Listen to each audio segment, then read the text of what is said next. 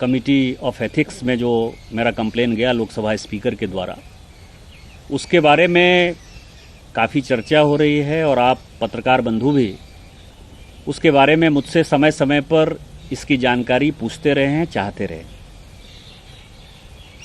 दो कारणों से मैंने अभी तक प्रेस को नहीं संबोधित किया। एक तो कारण ये है कि 15 साल का मेरा संसदीय जीवन का अनुभव है और वो ये सिखाता है कि किसी कमेटी में कोई बातें यदि आप विटनेस के तौर पर देते हैं तो उसको बाहर नहीं बोलना चाहिए कि आपसे कमेटी ने क्या क्या बातें की। दूसरा, दिल्ली हाई कोर्ट में मेरे लोकसभा अध्यक्ष को पहली बार ऐसा मैंने सुना अपने जीवन में कि मैं यदि लोकसभा स्पीकर को कोई पत्र लिखता हूं तो उसके ऊपर भी डिफेमेशन हो सकता है। First time in my life. लेकिन ये जमाना एक ऐसा जमाना है जिसमें कि हमेशा उल्टी गंगा बहती है, तो बहती रही। लेकिन आज जब सभी चीजों की इंतहा हो गई, इसके पहले कई एक मीडिया हाउस में चला कि कितनी बार देहात राय से किस तरह के प्रश्न पूछे गए, उन्होंने किसका जवाब दिया, किसका जवाब नहीं दिया, और जिस एक्यूज्ड को विटनेस के तौर पर तो मैं गया और देहात राय गए, लेकिन एक्यूज्ड के तौर पर महुआ मैत्रा वहां गई सांसद, लेकिन वो खुलेआम इंटरव्यू देती रही और खुलेआम इंटरव्यू में वो कोट करती रही कि कमिटी ऑफ एथिक्स के अंदर क्या हुआ। अब सही है या गलत है, लेकिन उन्होंने जनता के बीच में एक गलत नैरेटिव बनाने का प्रयास किया। और आज जो कुछ भी हुआ, ये संसदीय इतिहास का सबसे काला दिन है।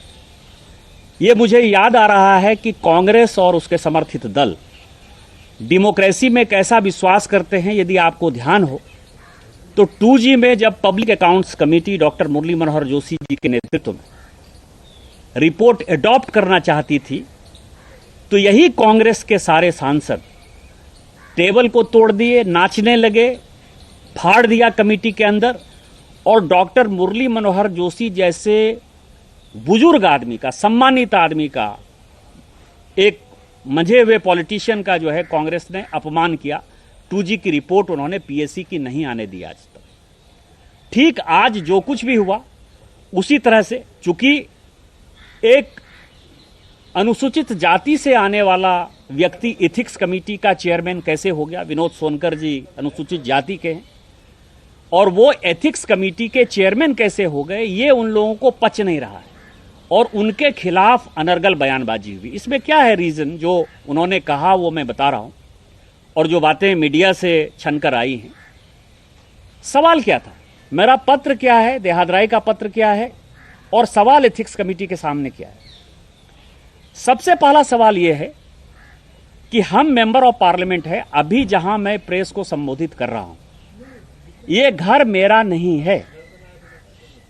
इस घर में मैं किराया देता हूं। इस मकान का किराया भारत सरकार लेती है, हाउसिंग कमेटी लेती है, लोकसभा लेती है, और जो इस टेबल कुर्सी पर मैं बैठा हुआ हूं यह भी किराए का ही। जिस दिन मैं यहां सांसद नहीं रहूंगा या जिस दिन यह मकान का अलॉटमेंट मेरा चेंज हो जाएगा, उस दिन ये जितने मकान है, जितने आपको चीजें लगी हुई हैं, ये सब भारत सरकार का है। उसी तरह से जब हम मेंबर ऑफ पार्लियामेंट होते हैं तो mail ID, portal, intranet, internet, ये सब जो है वो संसद का है, उसका अधिकार संसद का है और उसको मेंटेन एनआईसी करता है। वो संपत्ति उनकी है, वो मालिक वो है। 2014 से इस देश में ईमेल की पॉलिसी है, 2014 से इस देश में पासवर्ड की पॉलिसी है। ईमेल और पासवर्ड की पॉलिसी यदि 2014 से पूरे देश भर में है, एनआईसी की ये पॉलिसी है, भारत सरकार की ये पॉलिसी है, या किसी भी ऑर्गेनाइजेशन की पॉलिसी है, यदि उसको किसी संबंधित सांसद ने नहीं पढ़ा तो इसका मतलब उसका गुनाह तो कम नहीं हो गया ना। इसमें प्रश्न यह था कि वो ईमेल आईडी और पासवर्ड उन्होंने दुबई में अपने किसी बिजनेसमैन दोस्त को दिया। उन्होंने अपनी प्रेस कॉन्फ्रेंस में खुद ही इस चीज को स्वीकार कर लिया कि हां हमने दिया। फिर वो कह रही है कि ये कौन सी पॉलिसी है, तो मैंने आपको कहा कि 2014 की पॉलिसी है। जो ईमेल की पॉलिसी है, जो पासवर्ड की पॉलिसी है। तो एथिक्स कमेटी के सामने यह बड़ा सवाल था। दूसरा सवाल मैं आपको बताऊं और आपकी जानकारी बता दूं, जो प्रेस से मुझे पता चला है और जो महत्वपूर्ण है, जो बातें मैं कह रहा था कि जब कमेटी ऑफ एथिक्स ने भी एनआईसी से लॉगिन के बारे में पूछने का प्रयास किया, तो जो मेरी जानकारी है, जितनी प्रेस के माध्यम से जो मुझे पता चला है, कि एनआईसी ने और मिनिस्ट्री ऑफ आईटी ने डाटा देने से एथिक्स कमेटी को मना कर दिया और यह कहा कि एथिक्स कमेटी पार्लियामेंट नहीं है, पार्लियामेंट इसका मालिक है, पार्लियामेंट यदि चाहेगा तो हम देंगे। एथिक्स कमेटी सेक्रेटरी जनरल के पास गई, लोकसभा अध्यक्ष के पास गई और उसके बाद जो है एनआईसी ने वो पूरा का पूरा डाटा कमेटी ऑफ एथिक्स को दिया, जो अखबार में छपा है। ये मेरी बात नहीं कहिएगा कि मैं कमेटी के बारे में कोई जानकारी है मुझे। अब आप समझिए, वो ये कह रहा है, जो जयंत देहाद्राय ने आरोप लगाए, उसने ये आरोप लगाए कि बिजनेस राइवलरी में इस तरह के 61 प्रश्न में से 50 प्रश्न ऐसे पूछे गए जो कि दर्शन हीरानंदानी को मदद करते थे। और उसमें एक घटना मैं यार बता दूं, और ये घटना का एथिक्स कमेटी से कोई लेना देना नहीं है। आपको ध्यान हो कि डाटा प्रोटेक्शन बिल भारत सरकार ने इंट्रोड्यूस किया और उसको ज्वाइंट पार्लियामेंट्री कमेटी, जिसको कि तत्कालीन अब तो मंत्री हैं मीनाक्षी लेखी जी, इस डाटा प्रोटेक्शन कमेटी की अध्यक्ष बनी। उसमें तृणमूल कांग्रेस ने अपने सांसद के तौर पर सौगत राय को इलेक्ट किया और वो कमेटी इलेक्शन जो है वो लोकसभा करती है। उसमें नाम गिने जाते हैं कि इसके ये मेंबर है, इसके ये मेंबर हैं, और मोर और लेस समझिए कि वो सिलेक्शन नहीं है, वो इलेक्शन है। जिस सौगत राय का इलेक्शन हुआ 2 घंटे के अंदर, और जहां की पूरा का पूरा सबसे बड़ा डाटा सेंटर जो है दर्शन हीरानंदानी चलाता है नोएडा में, जिसके लिए कि राजीव चंद्रशेखर ने, आपको ध्यान हो कि ट्वीट भी किया कि मंत्री हो जब मैं था तो ये उस डाटा प्रोटेक्शन के लिए दबाव बनाने के लिए, पॉलिसी चेंज करने के लिए दर्शन हीरानंदानी मेरे पास मिलने के लिए आया, उसने दबाव बनाया।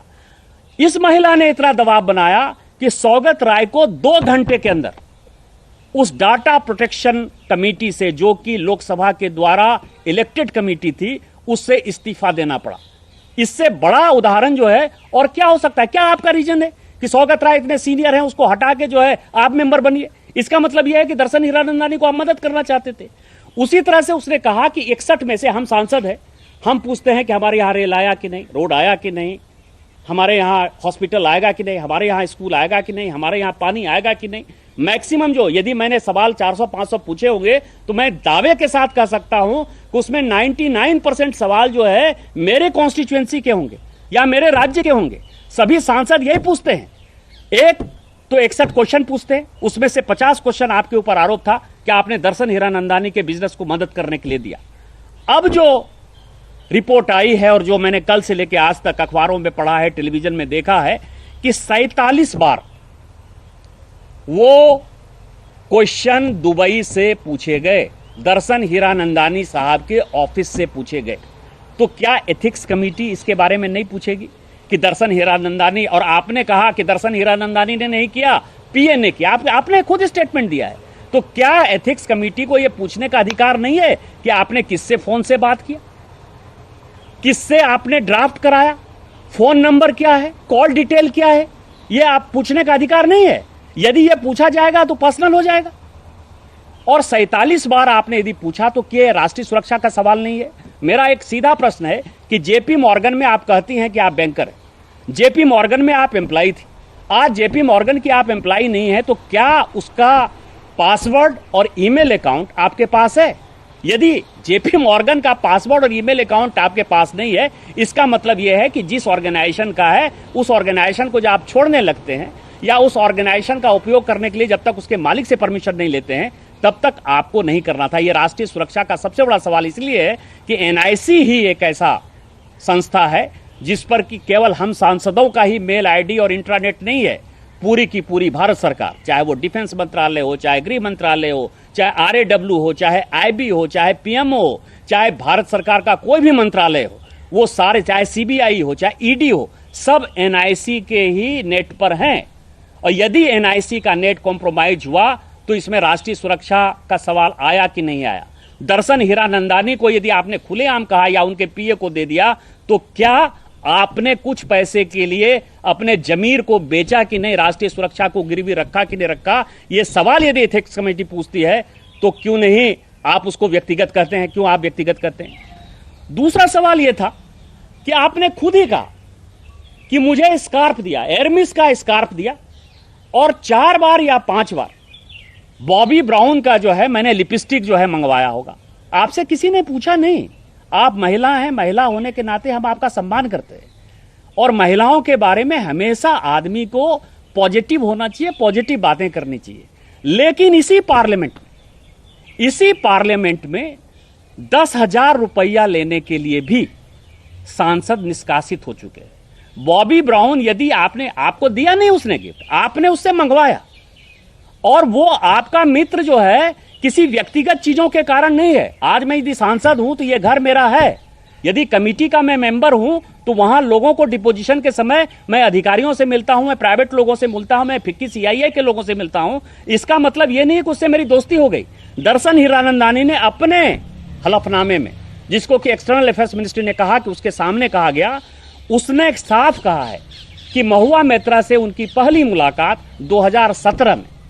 2017 में जब ये विधायक थी, पब्लिक सर्वेंट थी, और जब बिजनेस समिट हो रहा था कलकत्ता में, तब चूंकि बिजनेसमैन को कैटर करने के लिए माननीय ममता बनर्जी जी ने अपने कुछ विधायकों को लगाया था, कुछ अधिकारियों को लगाया था, उसी वक्त आपकी दोस्ती हुई। तो आपकी दोस्ती एक पब्लिक सर्वेंट के नाते हुए, आपका बचपन का दोस्त नहीं है दर्शन हीरानंदानी।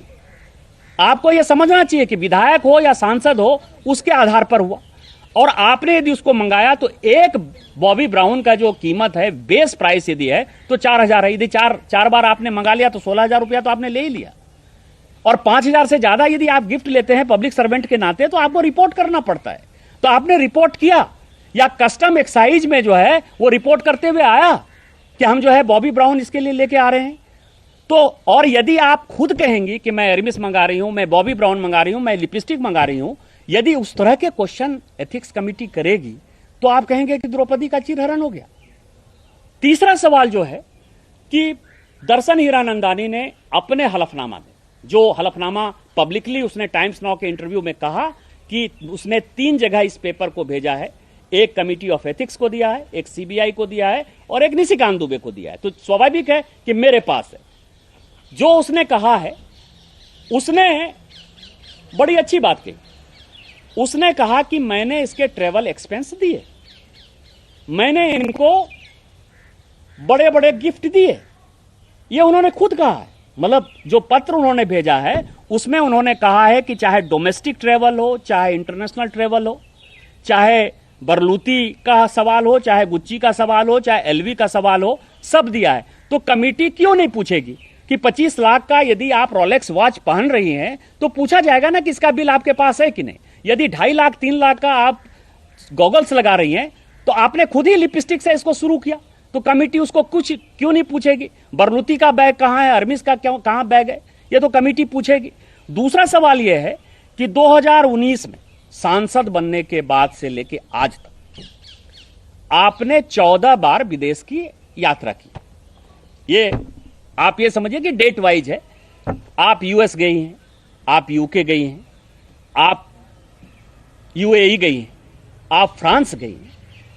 तो जब इतनी बार आप गई हैं तो इनकम टैक्स आप कितना पे करती हैं, ये निश्चित तौर पर कमेटी पूछेगी।